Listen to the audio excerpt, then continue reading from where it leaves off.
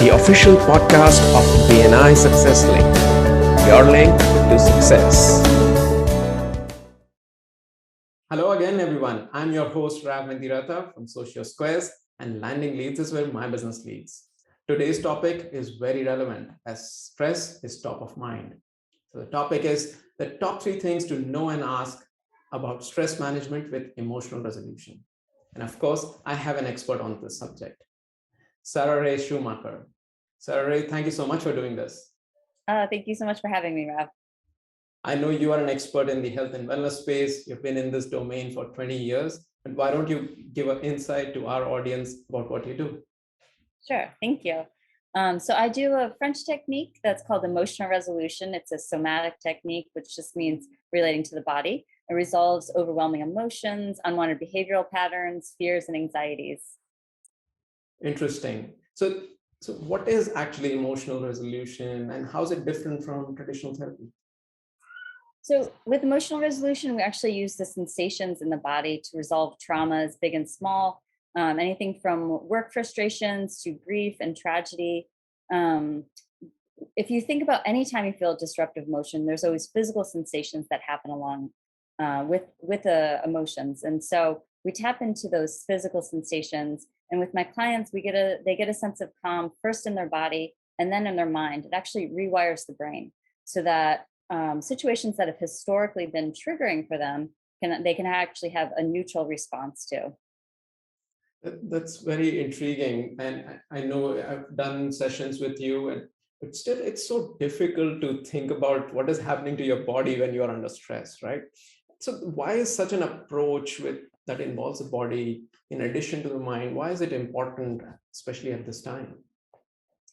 There's so much in the world that's going on right now: uncertainty, violence, confusion. We really need a place where we can just rest in and experience some harmony. And the easiest way to do that is actually in our bodies, because this is a technique that anyone can do. Even animals can do this, and children, to just allow themselves to relax in their body, which helps us relax in our minds as well. And so, with everything going on in the world, it's just, I think it's really key to be able to find harmony within ourselves. That's a really good way you put it. And I remember you sharing once the philosophy around mind, body, and soul.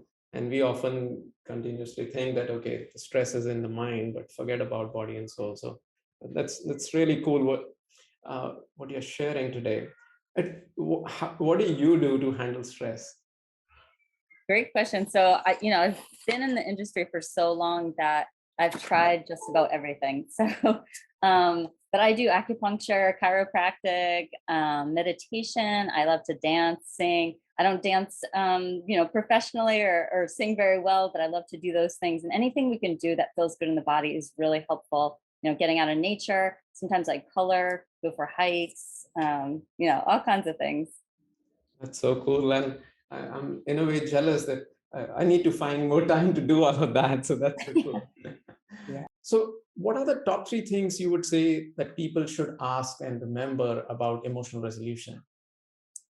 The top 3 things, I would say that this process is very quick and efficient. And so, for a lot of people, if they've tried to figure things out in their mind, to no avail. They've tried to change behavioral patterns. Nothing changes. It's with emotional resolution. It's actually very quick and efficient.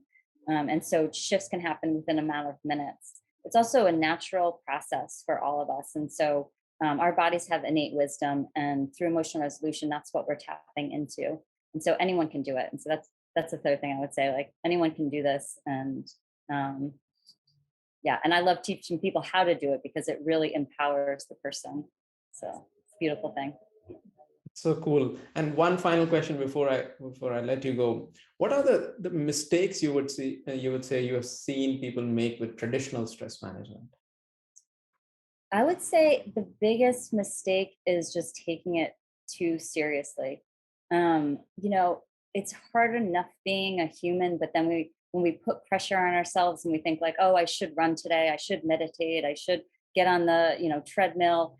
Um, the subconscious actually loves play. And so just doing anything that feels playful, and even if you're at your desk, if you're at work and And maybe it's not the time to get up and dance around, but you just close your eyes and imagine yourself on a pogo stick, or jumping around, or you know doing something silly. It can actually be really helpful, and our subconscious really appreciates that. That's very interesting. So I'll definitely remember to get up and at least hug my little one and dance with her once in a while. Definitely. Yeah, kids are great reminders for sure. Well, thank you so much, Sarah. This was a great session, and I'm sure our audience can take quite a few learnings which will reduce their stress. Thank you so much. I hope so. Thank you, Rob. The official podcast of BNI Success Link, your link to success.